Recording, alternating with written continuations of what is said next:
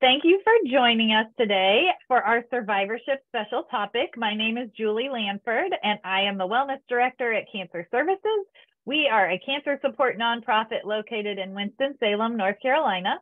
And each month, Cancer Services posts a special topic video with experts in a variety of areas relating to cancer survivorship and caregiving. These videos are posted on Cancer Services website and our YouTube channel, and the audio is available on our podcast, The Triad Cancer Connection. All survivors and caregivers are invited to join us for our survivorship special topic discussion group. So after you watch the video, if you want to join with other survivors to talk about what we've learned, you can join myself or Lindy, our survivorship coordinator, on Tuesday, June 27th, 7 p.m. via Zoom. That's Eastern time. We do ask that you register so we can be prepared for you at cancerservicesonline.org/register. And you can find each month's info and other videos from our special topics at cancerservicesonline.org/special topics. So this month, June, is Cancer Survivorship Month. And our special topic this month is heart health after treatment. Specifically, we're going to be focusing on the benefits of physical activity for overall health and wellness of cancer survivors. And we are very lucky to have an expert on this topic, Dr. Ken Bodek with Novant Health Cardiology.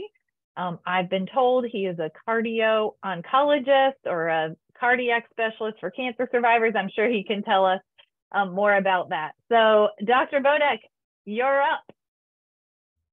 Okay, thank you, Julie. Thank you for asking me to be here. Can you see me okay and hear me okay? Yes, you look Very great. So good. are you a cardio Yeah, oncologist? How does yeah. I that guess work? I guess it's cardio oncologist is what I would call Okay, myself. Yeah. that's a unique specialty. We're It glad you're is. It's sharing relatively with us. new. Only really has arisen over the last few years. So it is kind of a brand new subspecialty in cardiology. Um, and it's kind of an exciting time because we're learning a lot about these newer cancer therapies. There's so much that we don't know and that we are still learning about them. But one of the things that we have realized is that there is quite a bit of overlap between cardiac disease and cancer, even to the point that there may be some genetic relationship between the two. So it is, as I said, an exciting time to be getting kind of on the ground floor of this new specialty. Interesting. Yeah. Well, today you're going to talk about physical activity. Right, right. And specifically how we can improve outcomes in cancer survivors. So I'm going to go ahead and put my slides up here and try to get them activated here. Make sure that it's all working right. All right. And let me make sure that I can work my buttons there. Yeah, okay. All right, look like I'm in business. All right. Well, today we're going to talk about improving outcomes for cancer survivors. In particular, I'll focus on the cardiovascular, cancer-related, and mortality benefits of physical activity during and after cancer treatment. My goal is to convince listeners of the importance of physical activity for everyone, but especially for cancer survivors. To do this, I'll walk you through a body of evidence derived from medical literature. Some of the presentation slides may appear to be a bit overwhelming at first glance by a layperson, but I'll point out the take-home message that each one illustrates. The American Cancer Society, the American College of Cardiology, and the American Heart Association all recommend 150 minutes of moderate intensity aerobic activity per week, or 75 minutes of vigorous intensity aerobic activity per week, or a combination of these. Weekly muscle strengthening guidelines for adults include at least 2 days of moderate intensity activities that involve all major muscle groups. This would include such things as sit-ups, push-ups, lifting weights, and using resistance bands. Our target audience today consists of cancer survivors. By definition, a person is a cancer survivor from the time of initial cancer diagnosis through the balance of his or her life. This includes those living with cancer, those just beginning cancer treatment, and those free of cancer following completion of therapy. Statistical data shows that cancer survivors are increasing in number, living longer, and getting older. In 2019, 67% of US cancer survivors, a population of more than 10 million people, had survived at least 5 years following their cancer diagnosis. Over the next decade, we can project that this population of long-term survivors will increase by 1/3 to more than 15 million people. While in 2019, 64% of cancer survivors were age 65 or older, by the year 2040, more than 70% will be senior citizens. This will produce more challenges as the effects of cancer and cancer therapies are superimposed upon the normal effects of aging. Now, increasing cancer survival rates have led to interest in what happens to cancer patients who have completed their cancer therapy. The majority of exercise intervention research in cancer patients has involved breast cancer survivors and, to a lesser extent, patients who had undergone stem cell transplants for hematologic malignancies. Studies of these patient populations and others have revealed a complex interaction between cancer and cardiovascular disease. In fact, there is a growing awareness that, although great strides have been achieved in extending cancer survivorship, the cardiotoxic effects of cancer therapy and accelerated underlying cardiovascular disease may produce a sort of glass ceiling that limits overall survival. Therefore, finding ways to break through that glass ceiling is critically important. When we talk about cancer and cardiovascular disease in the same breath, we often refer to the multiple hit theory. So, what is the multiple hit theory and why is it important? Well, cancer survivors suffer multiple injuries to the cardiovascular, pulmonary, and skeletal muscle systems. The normal function of each of these working together results in what we commonly call physical fitness. The cumulative effects of various insults that occur form the basis of the multiple hit theory. Common risk factors for cancer and cardiovascular disease promote various comorbidities. There are direct adverse effects of the cancer itself. Additionally, cancer therapies may have long-lasting toxic effects. Some toxic effects are more well-known and obvious to patients, such as persistent neuropathies from vincristine or cardiac muscle weakness from doxorubicin, also known as adriamycin. There are also indirect effects of cancer, including poor nutritional status, weight gain, and physical deconditioning. These can affect quality of life as well as health. The consequences of these multiple hits is that cancer survivors living at least 5 years beyond their initial diagnosis have a cardiovascular mortality risk that is 1.5 to 3.5 times higher than their age-matched counterparts with no cancer history. Unfortunately, cancer survivors don't return to their former selves following treatment. They carry the scars, both literally and figuratively, from their cancer.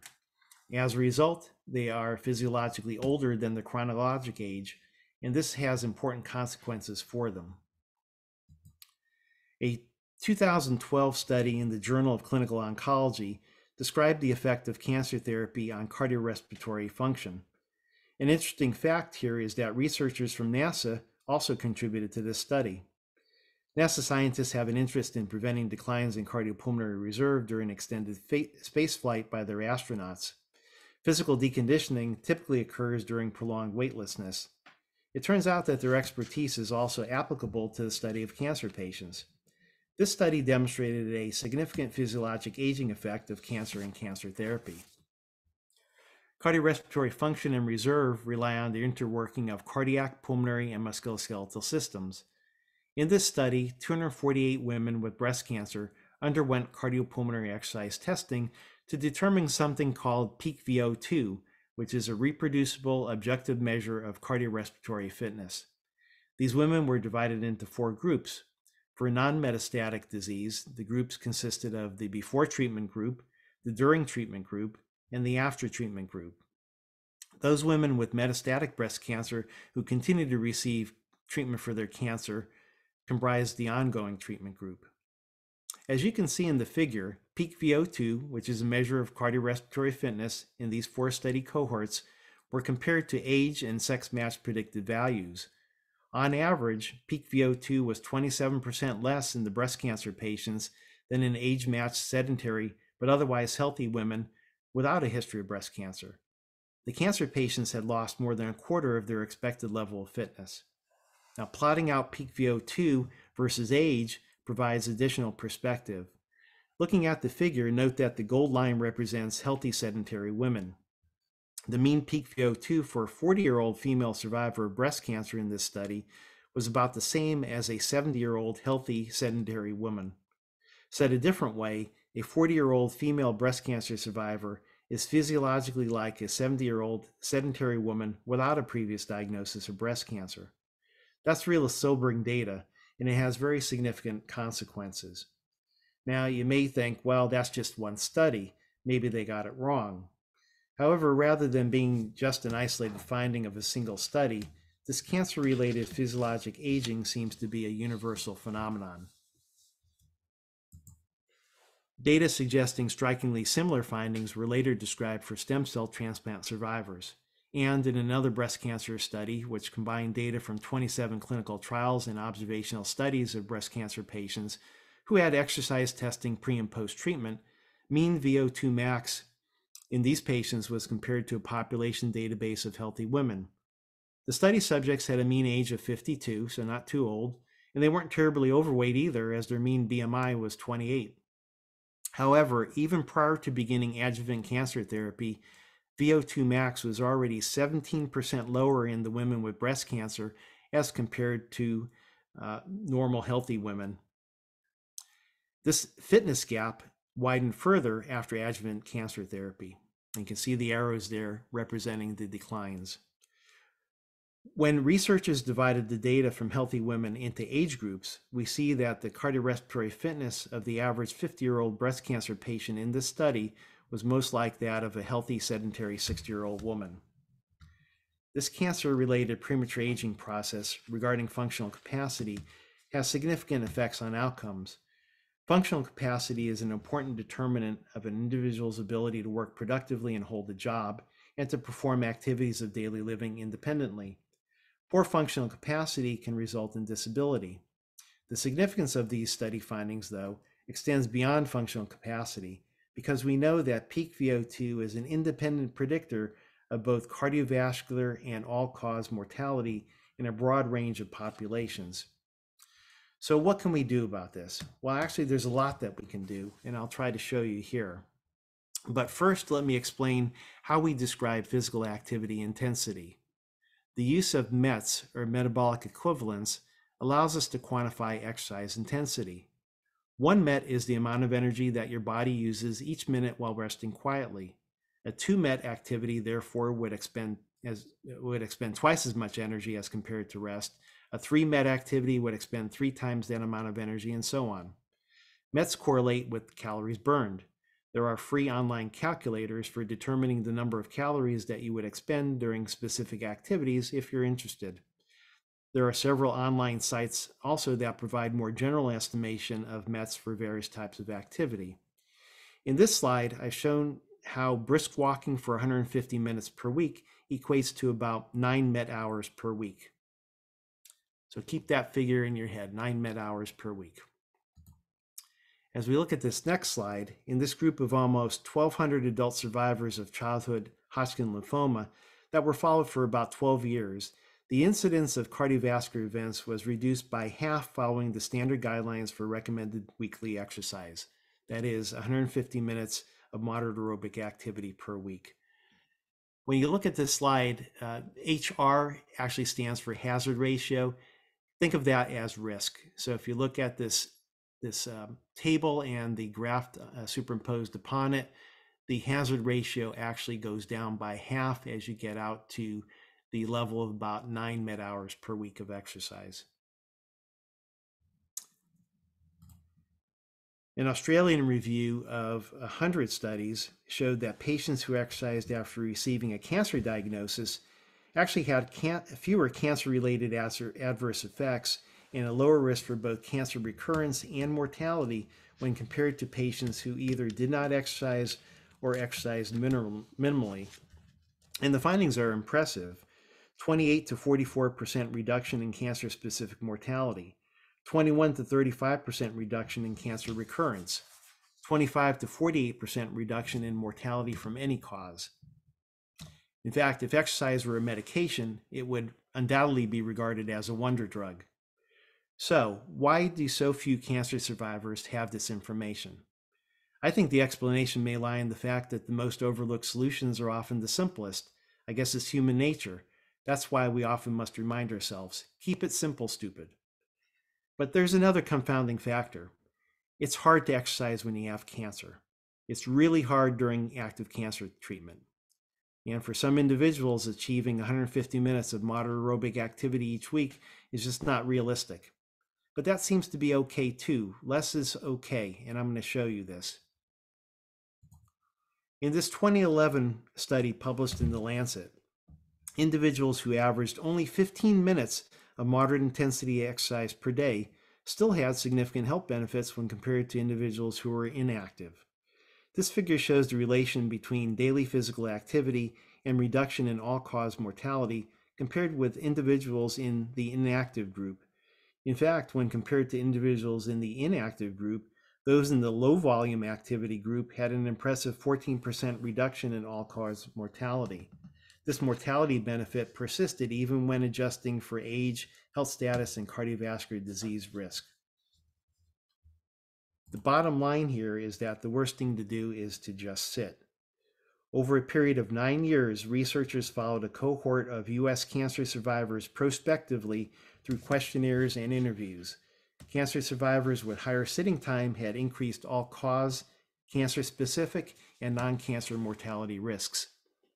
Less than a third of these cancer survivors were physically active, defined as having leisure time physical activity of at least 150 minutes per week, while more than half reported having no leisure time physical activity during the previous week.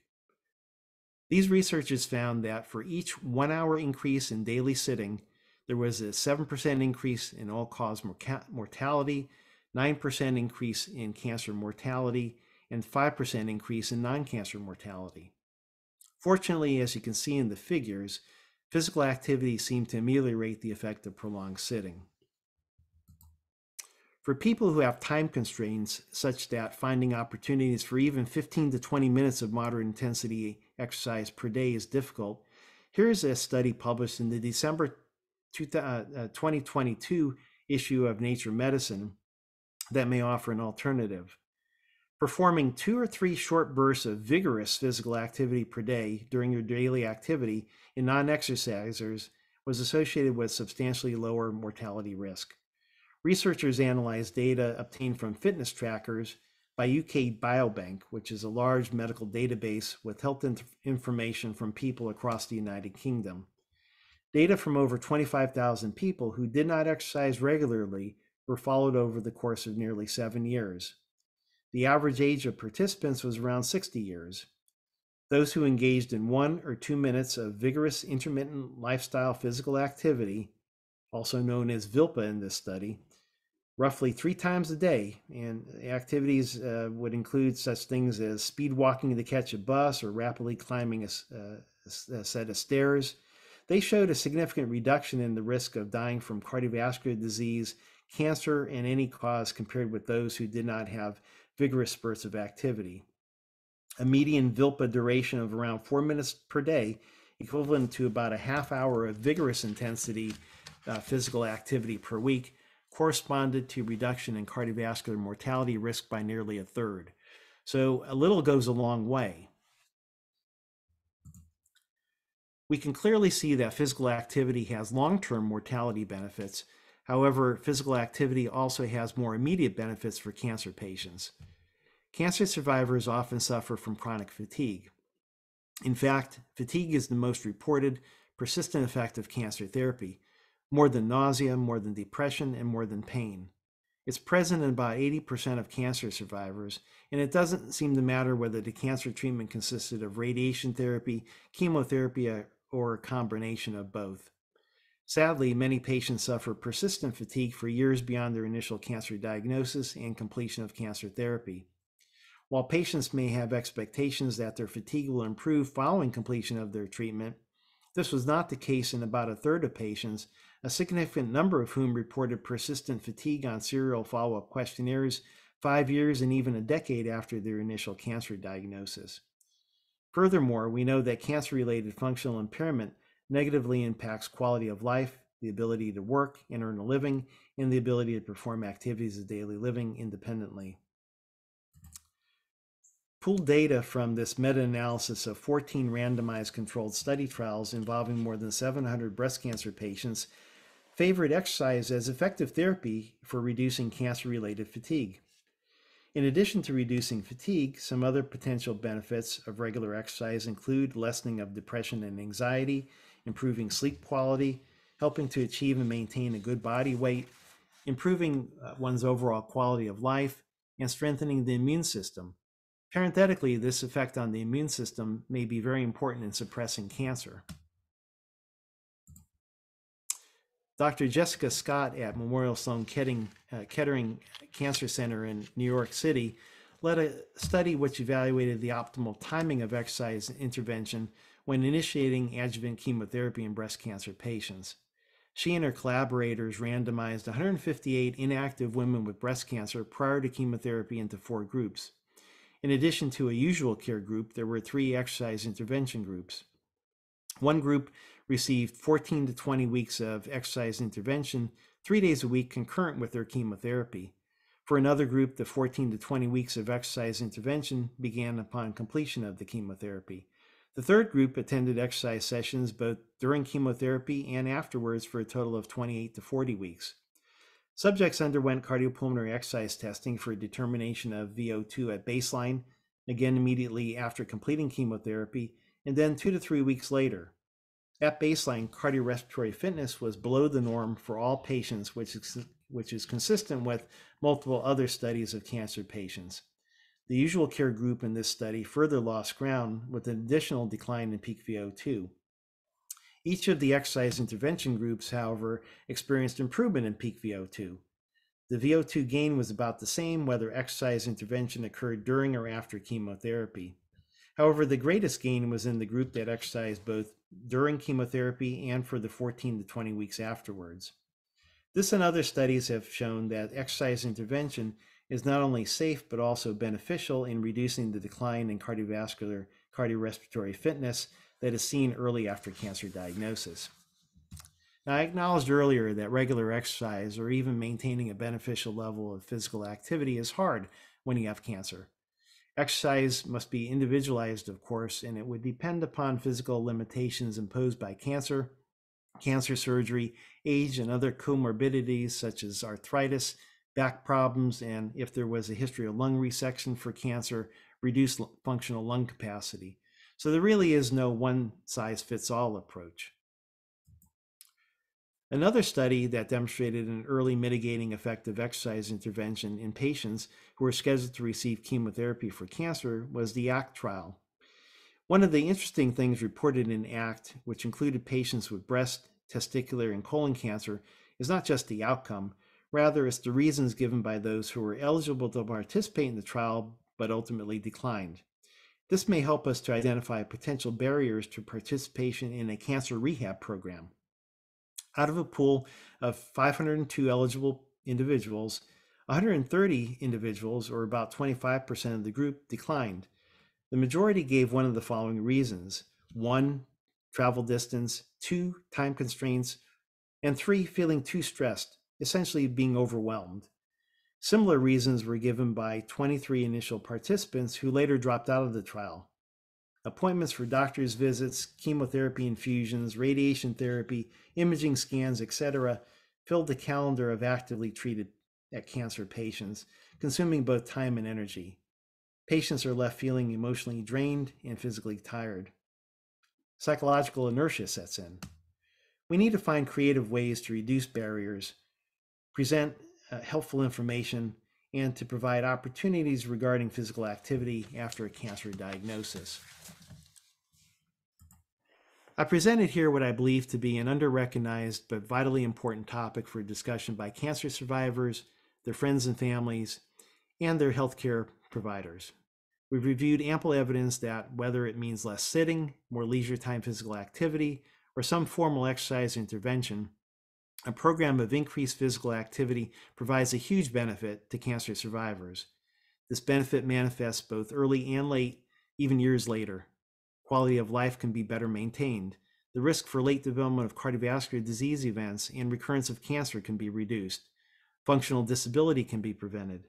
These benefits not only have enormous impact on the life of individual patients, but they could also ultimately lower society's healthcare cost burden. Additionally, maintaining and improving cardiorespiratory fitness leads to a significant reduction in all-cause mortality. Thank you. Thank you so much. Okay, so I do have a couple of questions for you. Sure. I love the idea that exercise is a wonder drug because Yes, I think it's important to see that kind of data, and you can compare it sometimes to some of the data they have for, different medications. absolutely. And, there is benefit to exercise, and you don't have to take a pill, but you do have to move. And I appreciate you acknowledged how hard it is for Yeah. people, because it's so hard.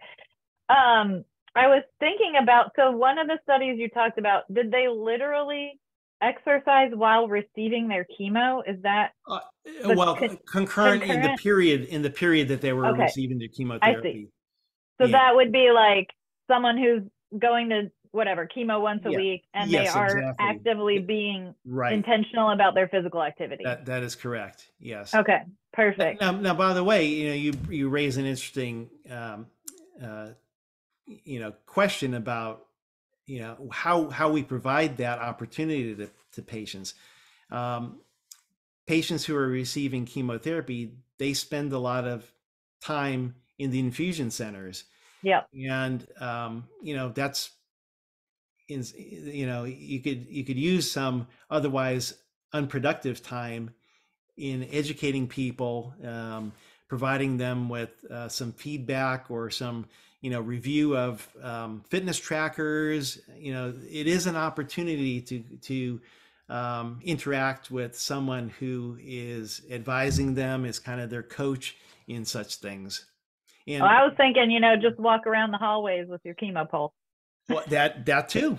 That would be perfectly fine, or having some kind of exercise cycle while you're sitting there and you're pedaling the Oh exercise. yeah, the pedal. Yeah. If One people of the, don't know, I was going to say at Cancer Services, we get equipment donated to us, and we are happy to loan it. So occasionally we will, like I think we have one right now, have a chair pedal. So if you're somebody who feels like it's not safe for you, or you're not comfortable getting up off the chair, you can borrow one of those from us if you want to. I will also mention, talking about sitting, so there are people, as I mentioned, who, for a variety of reasons, could be arthritic problems, back problems. Um, they are limited in how much they can exercise. I get up early in the morning. I turn on the PBS station sometimes as I'm scrolling through the channels, and at 5 o'clock in the morning, there is a program that's been on for years called Sit and Be Fit, and it is a nurse who does all of her exercises sitting in a chair. And Well, and yeah, yeah. there's lots of like YouTube Well, resources. and actually, that you don't have to get up at 5 o'clock in the morning. It is all on YouTube Probably and it's free. most people are happy about that one. Yes, yes. But resistance bands are good to Yeah. use. Stationary cycles. Get the clothes hangers off the stationary cycles, and parking in front of the television, Yeah. and pedal. I Um, like the idea that kind of anything is better than nothing. yes, I was thinking about the vigorous activity, and I was thinking, okay, so for people who haven't done vigorous activity in a while, that could be an injury risk, I suppose, yes, like running to the bus. right. So making Well, sure that you kind of take it slow as you're increasing yes. your workout. Well, again, this is kind of a recommendation to all cancer survivors in various stages. So, this would Mm-hmm. apply to patients who have completed their chemotherapy in the past, and trying to maintain that level of cardiorespiratory fitness is still important even Yeah. after they finish their cancer therapy. because they are kind of starting off at a disadvantage. There are multiple studies, as I've shown, where just having gone through that cancer treatment process, you are set back as Yeah. far as your level of cardiorespiratory fitness. And as I've said to some people, good health is not a passive thing. It's something you have to work at, and um, just sometimes even when you don't really feel like it initially, just getting up out of a chair, walking around your house, Yeah. taking a stroll up and down the sidewalk in front of your house. It doesn't have to be a big initial commitment, but just to get up and to move a little bit.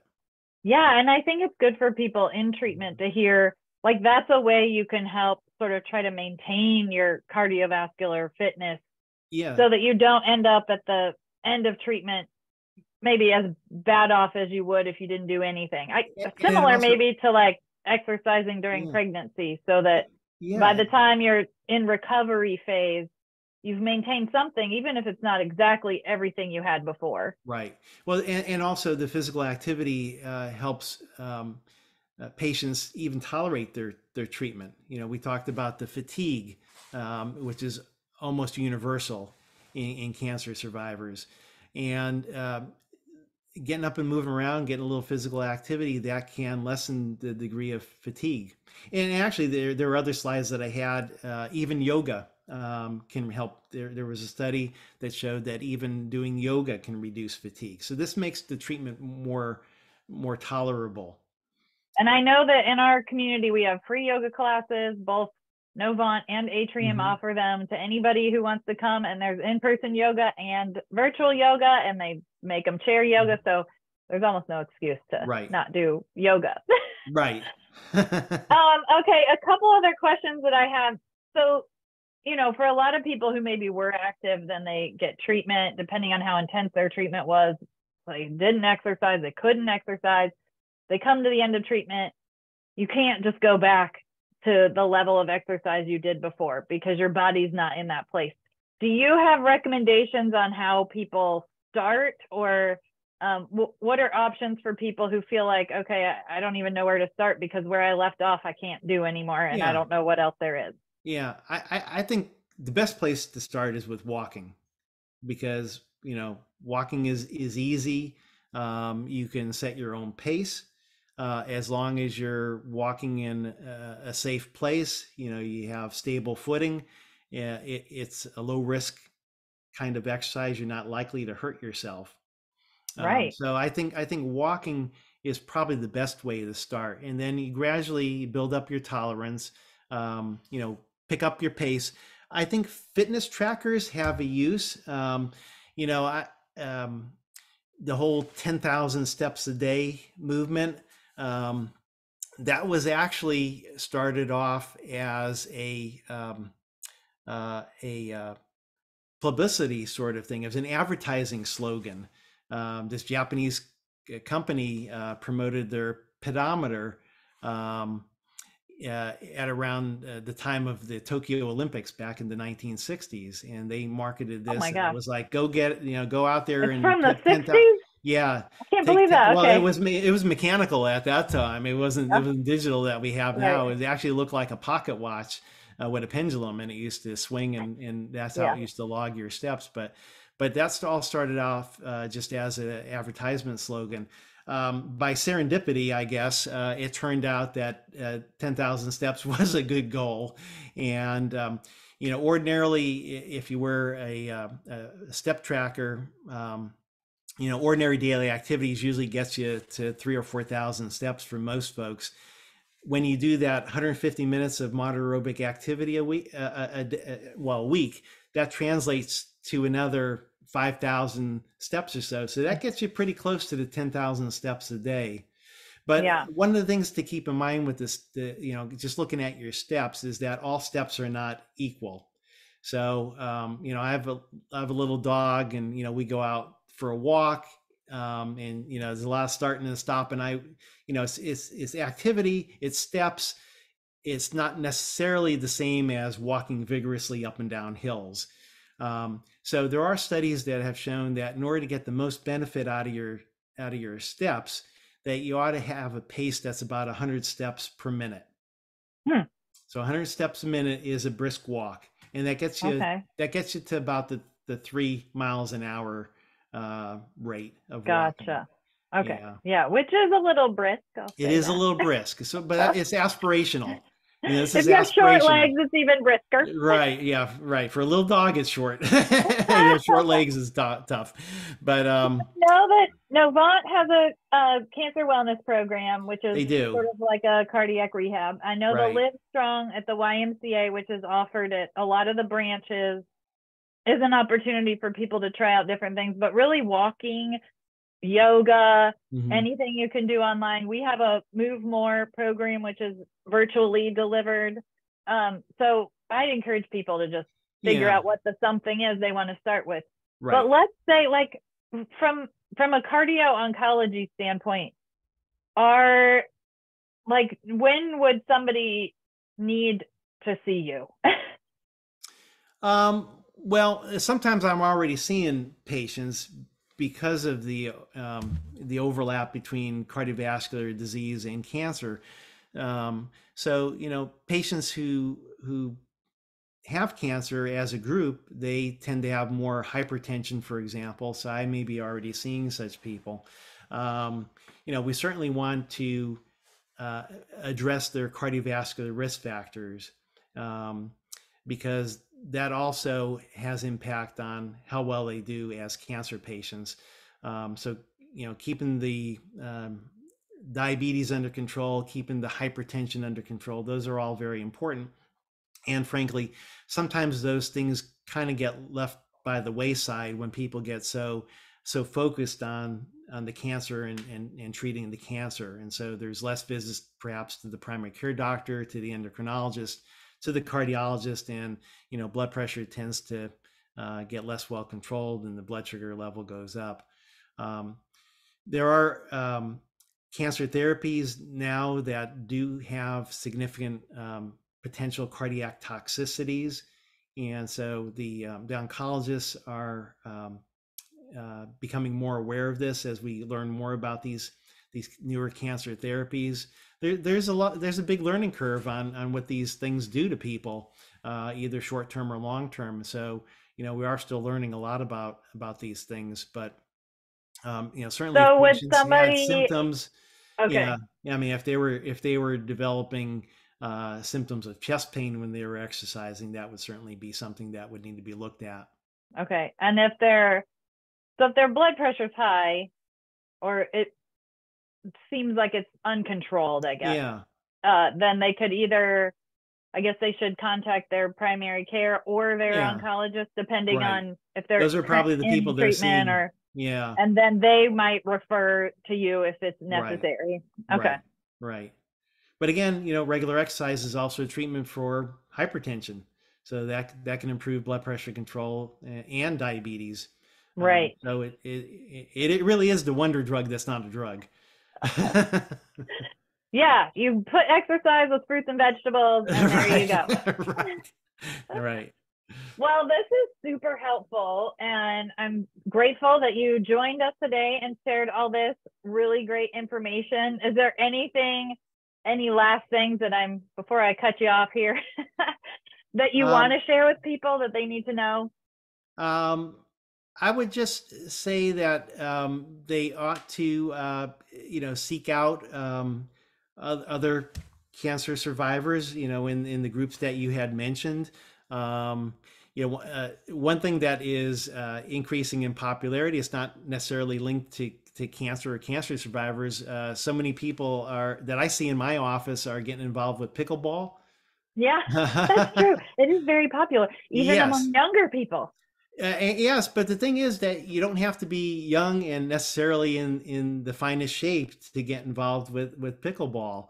And some people find it to be really addictive, and that is a great way to get you out of the house and be with other people, not necessarily athletes, but to get you moving around. And it could be a real uh, uh, a real instigator to getting more activity.